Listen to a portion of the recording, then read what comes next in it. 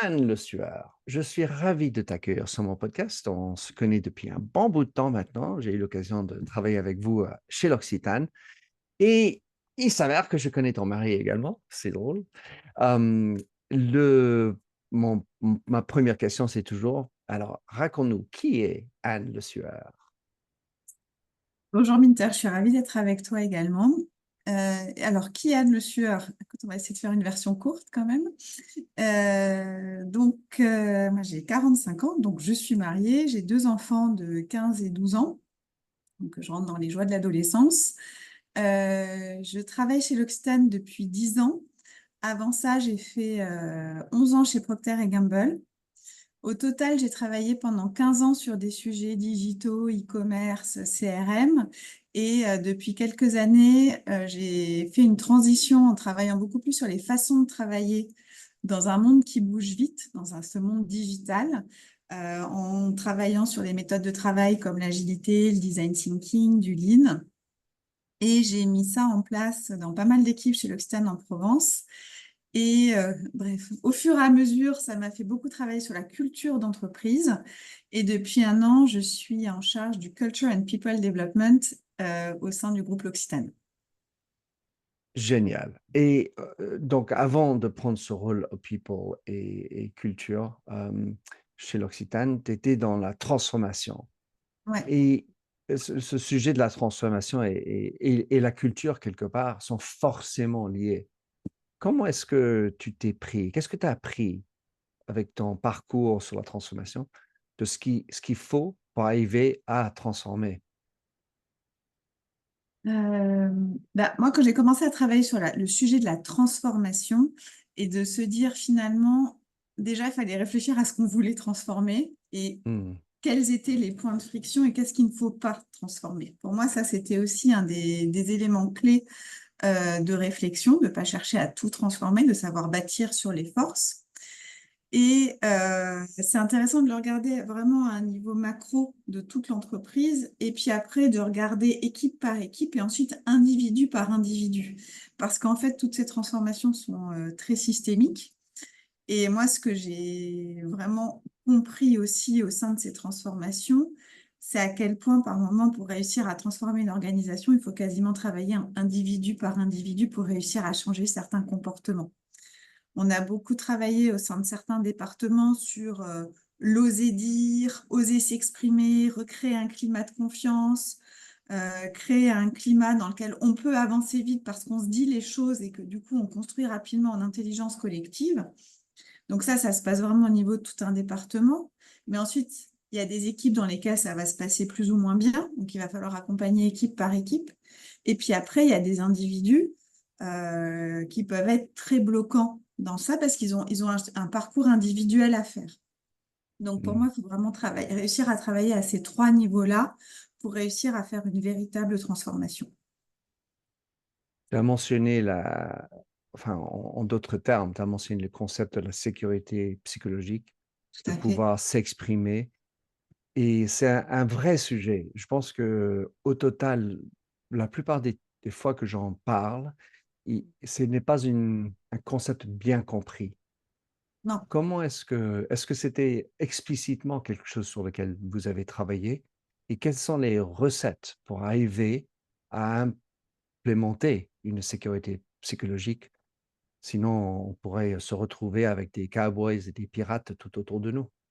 Ouais, alors on l'a pas nommé en tant que tel dans notre transformation, mais c'était effectivement très très induit. Donc pour moi, ce qu'on a mis en place, et honnêtement, on n'est pas encore au bout du chemin, c'est quelque chose sur lequel il y a toujours du travail, mais ce qu'on a mis en place, c'était déjà plusieurs choses. Une culture dans laquelle on apprend à se dire les choses, donc, comme je te disais, et je pense que c'est la partie la plus dure à changer. Donc, on a une culture très bienveillante chez l'Occitane, mais le revers de la médaille, c'est que c'est parfois dur d'oser dire les choses qui sont un peu plus difficiles. Hmm.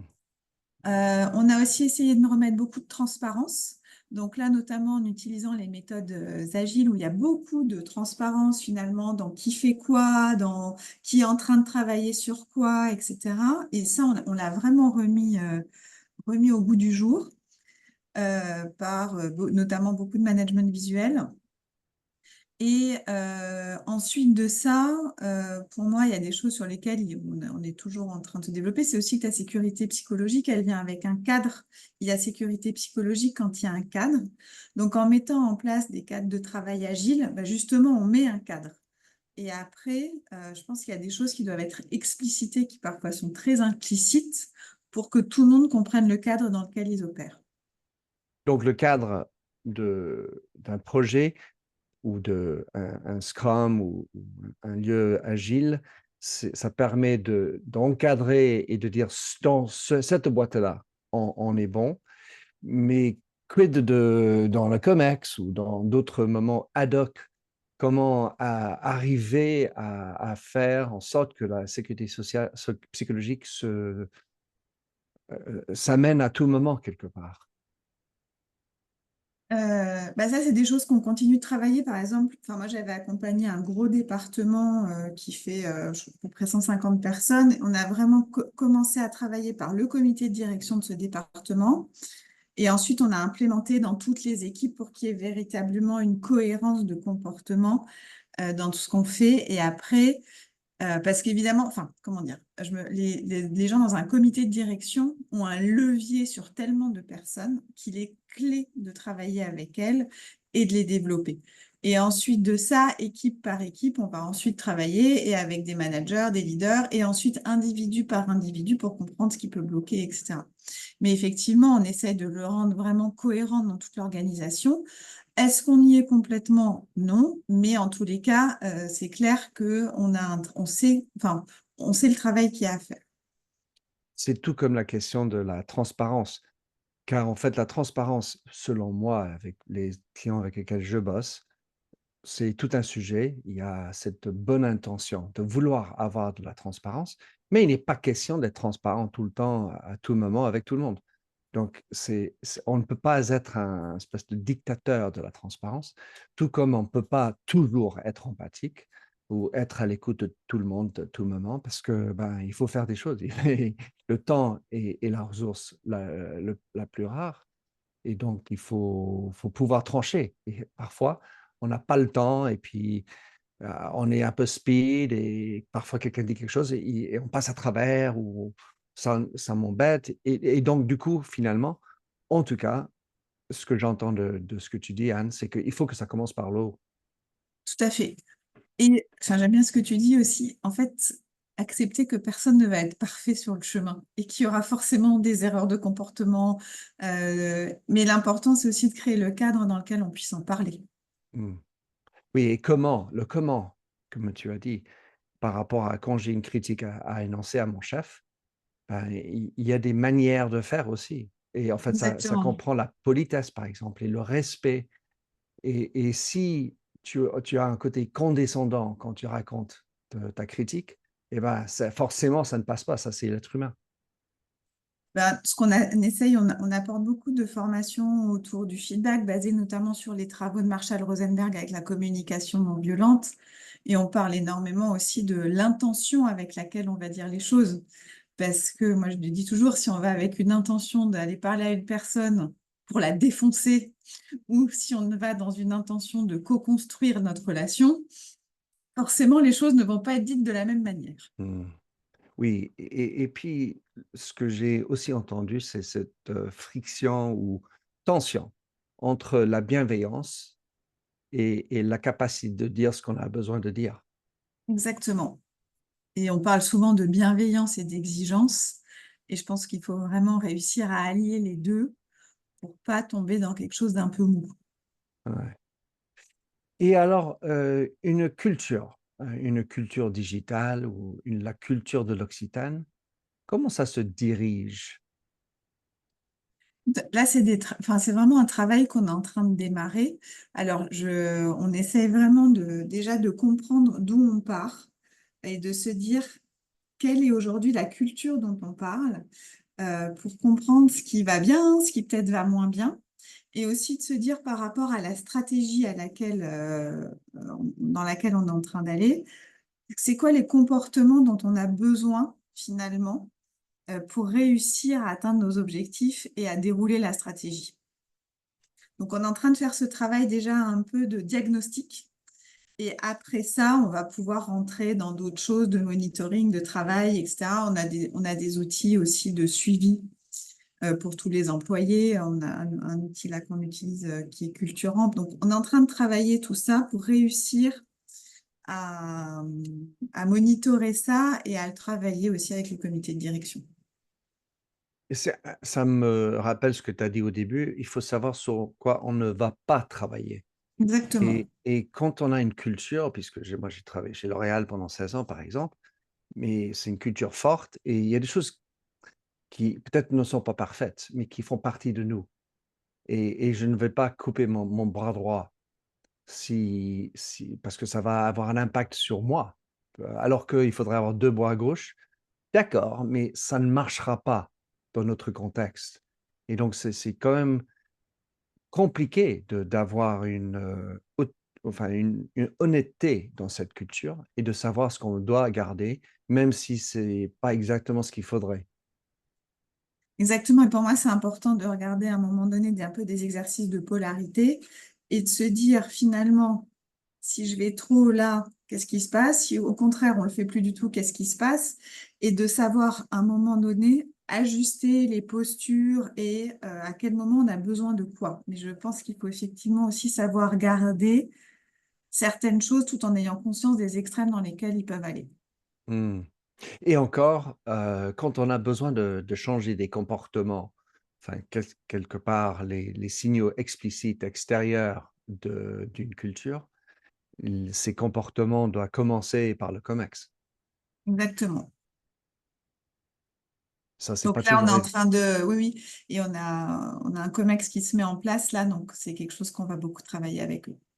Alors, tu as écrit un beau texte, il y a quelques mois sur LinkedIn, j'ai regardé et tu as dit: «Il faut pas confondre, leadership et management» et et et quelque part, c'est peut-être, heu, évident, mais je suis certain qu'il y a de la nuance là-dedans parce qu'il faut quand même manager les gens. Alors, Je quelle ne est tue la pas du tout le management, au contraire, mais c'est deux choses différentes. et comment tu définis l'un et l'autre? Bah, pour moi, le leadership, c'est vraiment cette capacité à donner une vision, embarquer les gens, donner envie, donner les moyens d'exécuter cette vision. Et pour ça, on n'a pas besoin d'être un manager. N'importe qui peut le faire. Par contre, manager des gens, c'est aussi passer du temps à les comprendre, à savoir ce qui les motive. C'est aussi des moments clés de l'année comme les entretiens de performance. C'est tous ces éléments-là qui font aussi que ça, c'est manager des gens, réfléchir à leur évolution de carrière, réfléchir à toutes ces choses-là qui font un manager et qui, pour moi, est nécessaire. Donc, moi, je veux aussi redorer le blouson du manager. Pardon, pas le blouson, le blason. Redorer le blason du Ça pourrait manager. être un blouson. Ça pourrait être un blouson, mais dans l'occurrence, c'était le blason. Redorer le blason du manager en se disant qu'effectivement, on parle beaucoup de leadership et par moments, je trouve que le mot, j'ai vu plein de posts, notamment sur LinkedIn, où manager, c'est pas top, mais pour moi, il faut les deux, en fait. Oui, ce que je pense les gens vont tiquer dessus, c'est l'aspect micromanagement. Parce que Exactement. c'est très souvent le travers dans le management, c'est de vouloir pas lâcher prise, pas lâcher contrôle et surveiller, et puis être le flic presque, au lieu de quelqu'un qui inspire et qui aide à faire son boulot. Non, tout à fait. Et c'est là que nous, dans les méthodes de travail qu'on a amenées, en amenant plus d'intelligence collective, notamment par des méthodes comme je te disais, l'agile, le design thinking, etc. Moi, j'ai vu des managers finalement réussir à un moment donné un peu à être presque soulagés de se dire que tout ne reposait pas sur eux. Et certains Mmh. managers étaient assez contrôlants. Et au bout d'un moment, ils voient ce truc de, en fait, mais je peux réfléchir avec mon équipe, je suis pas obligée de porter le poids du monde sur mes épaules. Et ils peuvent à ce moment-là vraiment réussir à construire quelque chose. Et il y avait vraiment ce soulagement. Il y a quelque chose d'intéressant dans ce concept d'intelligence collective, car quand moi j'étais jeune, l'idée de l'information était un peu rare et l'information enfin, l'aspect qui me mettait en valeur, regarde, j'apporte cette information. Maintenant, l'information est dévolue, c'est-à-dire qu'il y a de l'information partout sur l'Internet, accessible à tous. Et en même temps, il y a aussi l'incapacité d'être au courant de tout, tellement ça change. Donc, cette intelligence collective, c'est presque nécessaire dans nos temps. Ah bah, clairement. Et en fait, moi, je prends toujours le cas, je connais bien, par exemple, les médias digitaux. C'est que moi, quand j'ai commencé à travailler, finalement, il y avait des campagnes télé, des campagnes de print. Ouais. C'était archi prévisible. C'était très facile, enfin, finalement, assez facile à mettre en place. Ça demandait un marketeur dans une entreprise, l'agence média en face, et c'était à peu près tout pour la faire courte.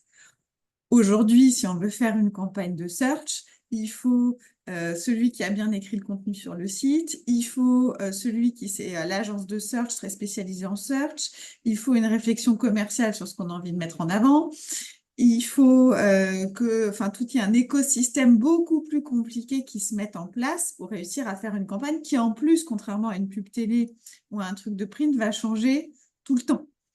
Alors que la télé, ça avait 3 semaines, TGRP, machin. Enfin, c'est complètement différent. Et il y a eu un niveau de complexité aujourd'hui, par exemple, pour réussir à faire du média, qui n'était pas là à l'époque. Donc, enfin, c'est juste un petit exemple qui montre juste effectivement à quel point l'intelligence collective et de savoir travailler ensemble est beaucoup plus nécessaire qu'il y a 20 ou 30 ans. Hmm. Et puis, tous les canaux de communication aujourd'hui, ça implique beaucoup plus de monde dans l'entreprise, de pouvoir répondre. Le personal branding ou l'aspect de l'employé sur le net, comment est-ce que vous gérez ça? Est-ce que vous promouvez, je ne sais pas si ça c'est le bon mot, les employés de l'Occitane de se mettre sur les réseaux où c'est tout un, enfin c'est Non, plutôt pas spécialement. implicite. Alors, après, je vois pas mal d'employés qui postent par fierté, en fait, mais il y a pas tout un système mis en place pour que les employés le fassent. Quand on a parlé dans la préparation de l'entretien, on a parlé d'un parcours digital. Mm. Est-ce que ça veut dire quoi un parcours digital dans les ressources humaines? Tu veux dire comment on digitalise aussi les ressources humaines? Oui. Écoute, pour moi, alors, ça fait qu'1 an que je suis aux ressources humaines, donc je suis un peu dans les prémices de tout ça. Je commence un peu à regarder, mais pour moi, il y a énormément de choses à faire. Je regardais juste en recrutement. Sujet du recrutement, de mettre un peu des outils d'intelligence artificielle pour filtrer des CV, faire des réponses automatiques. Enfin, tout ça, il y a énormément de choses à faire. Et après, c'est avoir aussi des ressources humaines qui soient beaucoup plus data-driven, parce qu'on peut avoir beaucoup plus de données employées. Bon, je parlais de survey, mais enfin, il y a tout un tas de données auxquelles on peut avoir accès, auxquelles on n'avait pas accès avant. Donc, je pense, ça, c'est des éléments sur lesquels il y a une partie de digitalisation de la fonction RH. Pour pouvoir aussi, à mon avis, à un moment donné, se focaliser beaucoup plus sur le développement RH, le développement des personnes, et sortir de tâches qui sont peut-être parfois plus, entre guillemets, pénibles. Hmm. L'intelligence artificielle, c'est le mot à la une à peu près tous les journaux, toutes les entreprises. Comment est-ce que vous y prenez? Parce que c'est tellement vaste aujourd'hui, les options sont tellement énormes. Ça paraît un boîte à Pandore parfois. Ouais, alors, bah, il y a des initiatives de ça, de là dans les équipes digitales. Je t'avoue que moi, maintenant que je ne suis plus dans les équipes digitales, je suis un peu moins ça. Et puis pour moi, à terme, il y a des questions. Je crois que j'ai vu, je ne sais plus quelle entreprise là qui a donné accès à tous ses employés à ChatGPT pour qu'ils apprennent à travailler avec. Je me dis, bah, c'est des questions qu'il va falloir qu'on se pose à un moment donné. Hmm. On n'en est Et pas là, puis, mais oui, ouais. oui, et puis lequel? Enfin, moi, j'y travaille beaucoup là-dessus. Ouais, pour les aspects créatifs, enfin, c'est tellement riche. Aujourd'hui, ça peut tellement aider sur plein de choses, mais je pense qu'il faut qu'on travaille aussi et de se dire ce sur quoi ça peut être une vraie aide et ce sur quoi, ben, en fait, rien ne remplacera jamais les êtres humains. Et de toute façon, l'intelligence artificielle, elle marche bien aussi quand elle a un bon brief, quand elle a plein de bonnes choses. Et pour ça, il faut de l'intelligence humaine. Ouais. Enfin, notamment, voilà, un de mes gros sujets, Anne, c'est l'idée de rendre l'intelligence artificielle propriétaire. Pas la machine, l'outil lui-même, mais en fait les datas qui y sont Hmm. mis et les apprentissages, la manière d'apprendre de la data qui vient de chez vous. C'est-à-dire, c'est parce que ça, c'est forcément propriétaire. Enfin, c'est mes clients, mes interactions, et ça construit la voix de l'entreprise. Et le tout est d'arriver à convertir ce ChatGPT, on va dire banal, générique, à un ChatGPT qui soit à la hauteur, dans la voie d'eux et Tu qui vous vois. permet de surfer sur qui vous êtes. Ouais, mais on a du travail là-dessus. Oui, oui, ça, et tout le monde d'ailleurs. Enfin, vraiment, Oui, c'est un sujet, je oui, parle je avec pense que beaucoup. Dans le parcours, enfin, l'accompagnement dont tu as parlé de l'individu, d'aller jusqu'à l'individu. Et un des gros problèmes, tout comme on parlait avec l'histoire de l'intelligence collective, c'est de rester au courant. Et je me demandais comment est-ce que vous gérez ça, parce qu'il y a un individu doit savoir un certain nombre de choses, un individu doit avoir certaines skills, des compétences particulières, et comment est-ce que vous arrivez, parce que dans le temps, c'était l'éducation permanente qui faisait ça. Enfin, c'est drôle, l'éducation permanente, quelque part, vu la vitesse à laquelle tout change. Mais comment est-ce que vous accompagnez l'apprentissage pour les individus et juste pour toi-même? Comment tu fais pour rester à courant?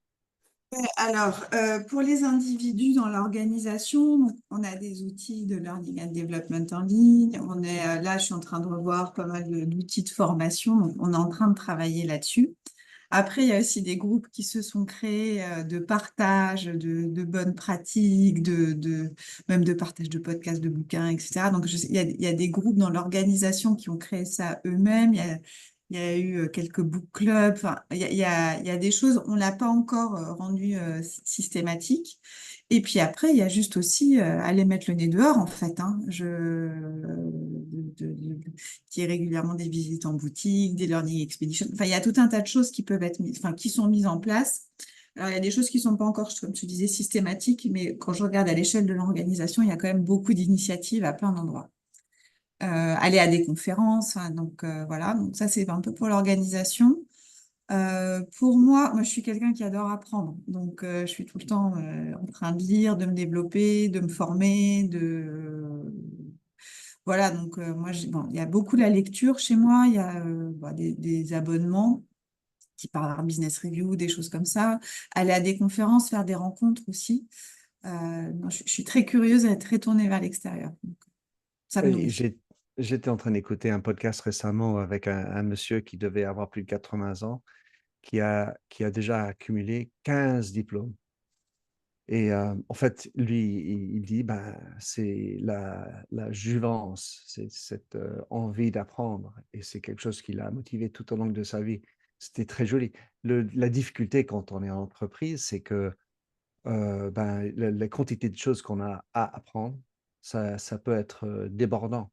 Enfin, tu ouvres un tab, moi je sais, moi j'ai une vingtaine de tabs ouverts à tout moment sur mon browser et les onglets, pardon. Et donc, du coup, bah, c'est constant et parfois, ça peut Ouais, être trop. ouais. Je suis complètement d'accord avec toi enfin, et déjà, après, il faut savoir appliquer aussi tout ce qu'on apprend. Et Donc, oui, c'est pour ça que moi, j'étais dans une réflexion, enfin, je parle personnellement, de peut-être apprendre moins, mais vraiment d'aller en profondeur et de faire et de vraiment appliquer. Donc, je pense que ça touche aussi à la façon dont on apprend, de réussir aussi. Enfin, là, je vois, pendant les vacances, je disais un livre très intéressant de développement. Je suis passionnée par la gestion des émotions et de gestion des émotions, mais j'ai lu ça complètement différemment que d'habitude. Je l'ai pas juste lu. J'ai pris un tas de notes, j'ai fait plein d'exercices, j'ai vu comment moi je l'adapterais, comment ça, etc. Donc, je pense qu'il y a quelque chose de vraiment, pas être que dans l'apprentissage pour l'apprentissage, mais il y a quelque chose de rester très actif. Donc, ça m'a pris beaucoup plus de temps que d'habitude, hein, de lire ce livre. mais je suis repartie avec vraiment beaucoup de concret. Et je pense que c'est important de ne pas juste se nourrir pour se nourrir, parce qu'aujourd'hui, en fait, comme tu le dis, on a de l'information partout.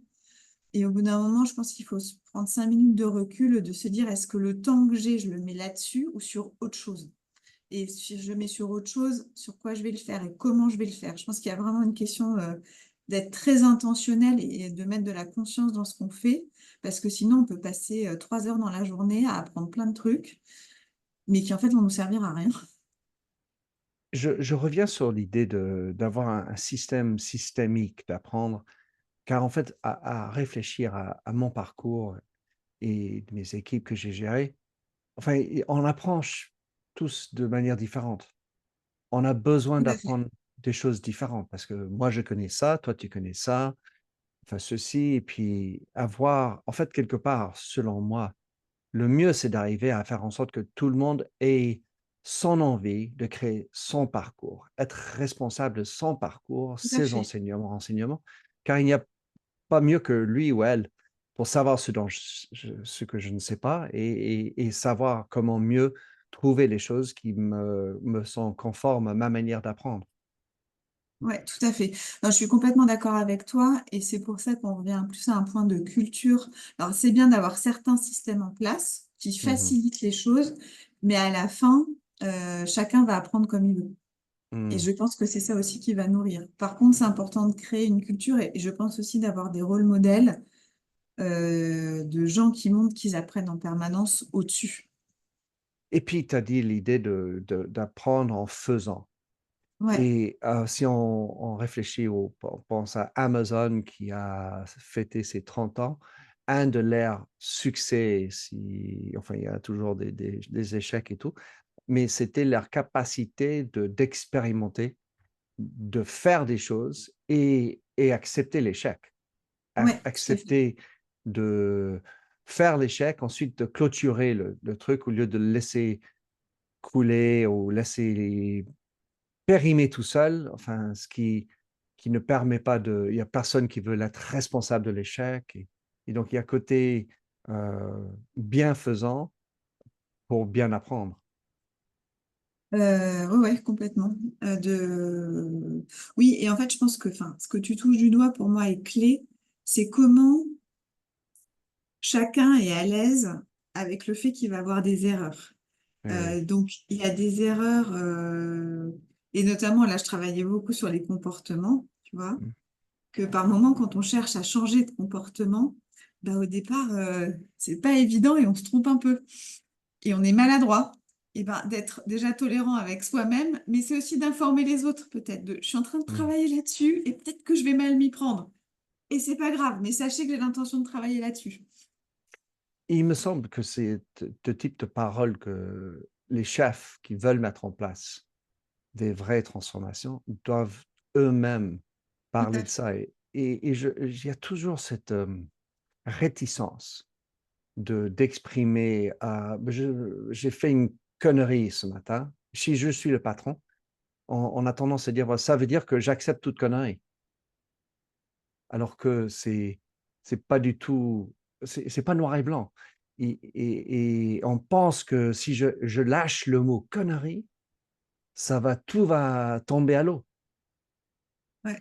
Bah, c'est très juste ce que tu amènes. On a vécu un joli moment chez l'Occitane. On avait organisé une journée à Genève sur le thème de l'entrepreneuriat, dans lequel on avait amené cette notion d'échec et de se dire, on avait fait, c'était rigolo d'ailleurs, on avait fait un petit mur où chacun pouvait coller ses échecs et raconter une petite histoire d'échec. Donc déjà, enfin, je trouve ça sympa parce qu'on se rend compte que tout le monde en a fait.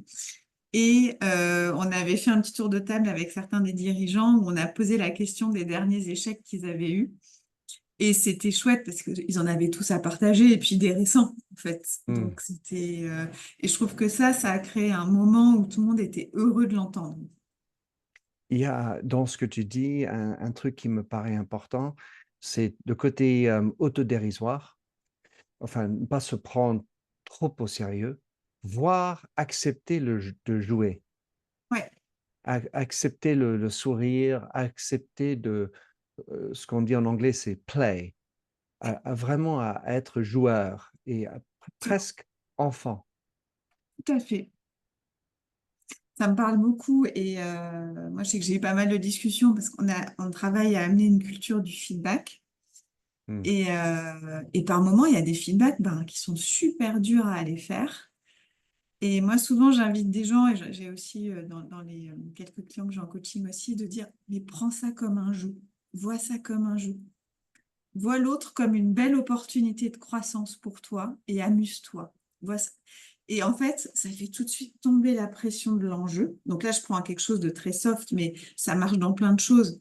De faire tomber la pression de l'enjeu et de retrouver effectivement ce côté enfantin de s'amuser, même si c'est pas pour autant facile. Oui, et puis d'avoir une perspective que, en fait, rien contre vous, mais vous vendez des crèmes. Oui. Enfin, ce n'est pas la vie et la mort. Et encore, début d'année, je suis intervenu dans 3 hôpitaux aux États-Unis sur la culture du feedback pour les médecins Mhm. dans les hôpitaux. Car en fait, là, il y a plein d'équipes, pas tout le monde est médecin. Et le médecin, surtout, c'est de la chirurgie. Il est tout puissant, il sait tout. Enfin, c'est le qui sait tout par extrême. Et quand on sait tout, c'est difficile d'entendre quoi que ce soit comme critique. Et encore, c'est essentiel pour la vie et la mort. Donc, en fait, c'est quand même drôle, le besoin de feedback. Quand on revient sur l'idée au début, quand on en parlait, Anne, c'était la sécurité psychologique. C'est d'accepter du feedback, quand bien même je suis le chef. Bah, c'était intéressant. J'imagine que tu as peut-être eu accès, enfin, que tu as lu les travaux d'Amy Edmondson sur la Of sécurité course. psychologique. Bien Et sûr, elle parle énormément du cas des hôpitaux, bien où sûr. en fait les hôpitaux qui fonctionnaient le mieux, c'était là où il y avait le plus d'erreurs qui étaient reconnues, parce que ça veut dire qu'il y avait une parole qui était libérée, que les choses étaient corrigées et qu'ils étaient dans l'amélioration continue permanente. Et sans ça, en fait, les erreurs, elles restent et les choses ne changent pas. Je Le suis cas en des train de lire. hôpitaux est très intéressant. Ouais. Absolument. Et récemment, j'ai lu plein de livres sur le cas enfin, toute la médecine quelque part. Il y a un qui est fait par un Anglais qui s'appelle Topol et le nom du livre, c'est Deep Medicine. Et il va parler de l'intégration de l'IA, de deep learning, etc., dans la médecine.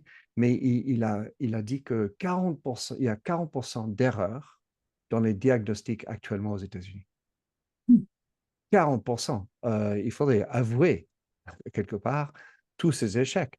Mais j'ai l'impression qu'il y a encore un plus grand travail, on va dire, d'accepter l'erreur dans la médecine. Parce que regarde, moi, je porte le blouson, n'est-ce pas? Le blason blanc. Et je suis tout puissant, je sais tout. C'est moi qui ai fait 8 ans d'études, etc. Et alors que il y a beaucoup d'erreurs faites dans la médecine. Je suis à titre personnel, là, j'ai eu vécu un petit problème de santé avec une erreur de diagnostic et faire reconnaître au médecin qu'il y avait erreur de diagnostic, terrible. Et aux États-Unis, derrière ça, il y a aussi la sanction. Car en fait, j'ai lu dans ce même livre, 31% des procès aux États-Unis sont autour du malpractice, mauvais résultats des médecins. Donc, oh là là. Mais nous ne sommes pas ici de parler de la médecine, mais quoique toujours intéressant. Dans les changements de mode de travail, il y a cette histoire de hybride à la maison ou au bureau. Comment est-ce que vous vous y prenez? Où est-ce que vous en êtes sur le chemin? Ouais, alors ça dépend un peu des sites et des endroits, mais globalement, la tendance est d'avoir 2 jours de télétravail acceptés et 3 jours au bureau. Après, selon les cadres légaux et les différents marchés, ça peut un peu varier. Voilà où on en est. Moi, personnellement, je trouve ça bien qu'il y ait un équilibre. Et moi, j'avais vécu dans ma précédente entreprise un temps où c'était complètement open, autant qu'on voulait. Et moi, j'ai trouvé ça personnellement assez frustrant parce que par moment, organiser une réunion en présentiel était devenu un énorme casse-tête et ça repoussait à des semaines, des semaines. Donc, moi, je suis pas partisane du truc trop ouvert, même si évidemment, au temps du Covid, ben, il n'y avait pas le choix et on a su faire. Mais cette espèce d'hybride permanent, moi, j'y crois pas. Par contre, chez nous aussi, ce que j'apprécie, on a des jours obligatoires au bureau. Et je trouve ça important pour que les gens se voient, qu'il y ait un échange. Et parce enfin, on n'arrive pas à remplacer quand même les relations physiques avec des relations virtuelles. Et je pense que dans le Covid, on a aussi tenu parce qu'il y avait les gens se connaissaient d'avant, parce que tout ça, et que ça a été, on vivait un peu sur nos acquis des relations engagées. Mais pour moi, c'est pas quelque chose de pérenne d'être tout à distance. Hmm. Que j'ai l'air vieux jeu en disant ça, mais, Oui, mais non, j'y crois mais profondément. quelque part, la difficulté qu'on a, Anne, enfin, surtout moi à mon âge, c'est de dire quelque chose qui vient d'antan. C'est-à-dire, c'est des pratiques, des vieilles pratiques. Oh là là, t'es un vieux schnock là. Mais aussi est-il que l'humain existe depuis un certain temps. Il y a des choses qui sont enracinées dans notre ADN et le contact physique, le contact, la présence, donc d'être présent l'un avec l'autre, c'est beaucoup plus fort quand on est one-to-one ou dans un lieu, enfin, même si c'est en dehors du travail, dans un bar à tchatcher ensemble, au lieu d'être au téléphone. Enfin, Tout à fait. il y a bien deux choses. Et alors, donc, aujourd'hui, vous avez, ça change en fonction du lieu, des machins, mais par rapport à l'attraction de talent, car en fait, ça, c'est une grosse guéguerre, c'est comment attirer le talent. Et donc, il y a certains, j'ai des amis qui travaillent dans des entreprises 100% à distance, et ils sont tout contents de dire, bah oui, mais enfin, on a embauché quelqu'un en Roumanie, on a embauché quelqu'un à Hyderabad, enfin, partout le monde, parce que nous, on est à distance. Comment est-ce que ça, quel est le niveau d'attention porté par les nouveaux recrues, les jeunes, par rapport à cette notion? Est-ce que c'est un point clé dans la discussion pour recruter? Oui, bah, c'est un point clé. Enfin, et parfois, on a des gens qui postulent en se disant, bah, je reste je fais le job à distance, etc. Oui, oui, clairement, c'est un point clé. Et il y a une envie de ça. Et en même temps, je pense qu'assez vite, les personnes se rendraient compte, même si tant est qu'on accepterait cette façon de faire, que c'est illusoire de réussir à faire certains jobs complètement à distance.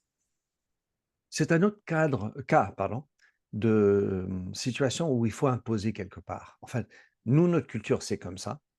Ça comprend des comportements tels et tels, et on oblige à ce que 3 jours sur 5, on est au bureau.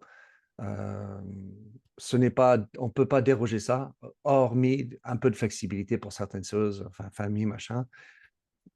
Mais quelque part, il me semble que tellement de boîtes et de patrons ont peur d'insister sur quelque chose, surtout si ça a l'air vieux.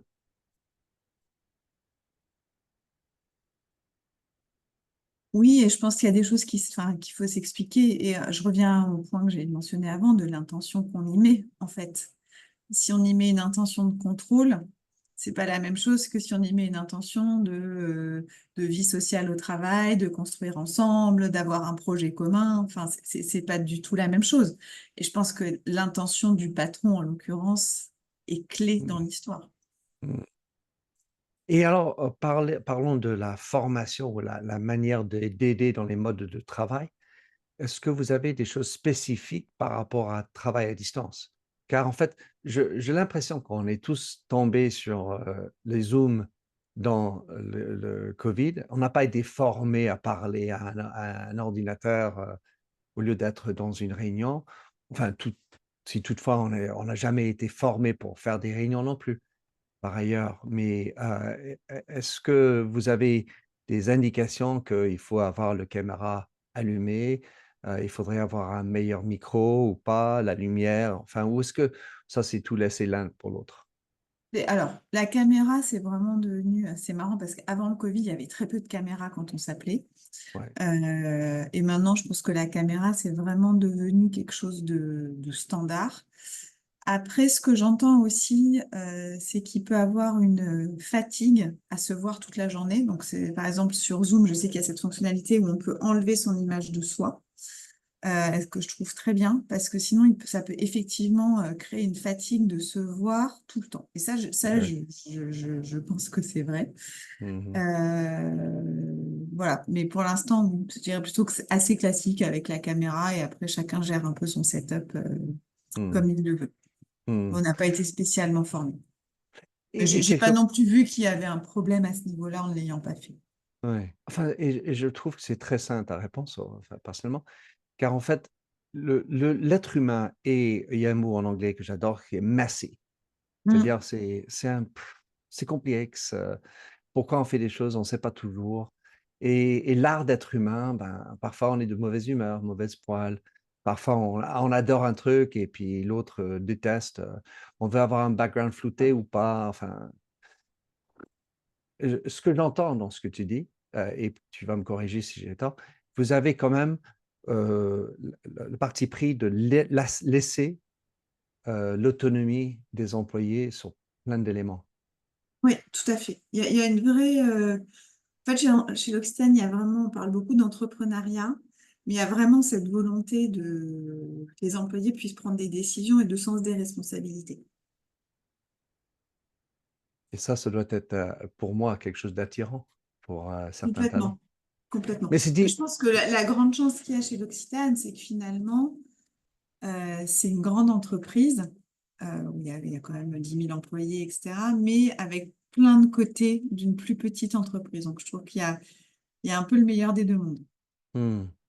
Et ben, enfin, tout ça, c'est quand on parle de la culture, puisque ça doit être ton sujet de plus en plus, enfin, vraiment, l'explicitement, c'est quoi la culture? C'est quand même difficile à traduire, car en fait, c'est quelque chose qui se ressent, c'est dans les petits non-dits, dans une réunion, c'est comment on se salue un peu différemment, et puis, évidemment, tout autour du patron. Et comment il ou elle se comporte. C'est l'expression de cette culture.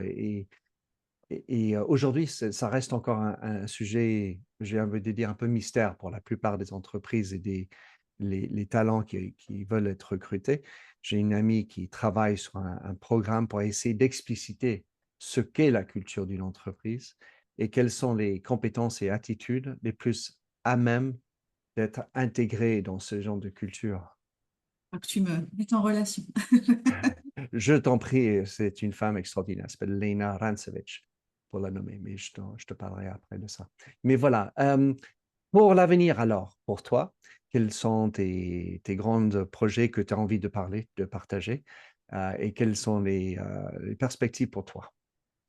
Ben écoute, moi j'ai très envie enfin, comme je te disais, je travaille sur ce sujet de la culture, de la rendre plus explicite qu'elle ne l'est aujourd'hui et de travailler avec intention sur les comportements qu'on a envie de voir pour réussir à atteindre nos ambitions. Donc ça, c'est vraiment des sujets qui m'animent. Et après, ça va être comment ça se décline finalement dans tout ce qu'on fait. Que ce soit, je travaille beaucoup sur les formations de leadership, de manager. Comment est-ce qu'on va amener ça? Comment est-ce qu'on va amener ça dans des process RH comme la revue de performance, etc., etc. Et de se dire finalement comment on va réussir à finalement à la rendre incontournable, cette culture qu'on a Hmm, envie de voir dans l'organisation et à travailler avec nos dirigeants pour qu'il y ait vraiment une adoption et une cohérence de comportement. hmm. Enfin, ça, c'était un travail que j'avais eu la chance de pouvoir exercer, le même type de travail quand j'étais chez Redken. Donc, ça me parle. Anne, comment est-ce que quelqu'un peut te contacter ou suivre ou connaître plus sur l'Occitane? Eh ben, alors, sur l'Occitane, il y a un très joli site corporate, tout ça. Il y a une page LinkedIn. Pour me contacter, bah, le plus simple, c'est, je pense, de me contacter sur LinkedIn. Très bien, je mettrai ça évidemment dans les show notes. Anne, je te remercie d'avoir partagé avec autant de franchise ce que tu fais. Ça me fait plaisir de te revoir comme ça et au plaisir de se retrouver en in real life, comme on dit IRL, une autre fois. Merci Anne. Beaucoup, Minter.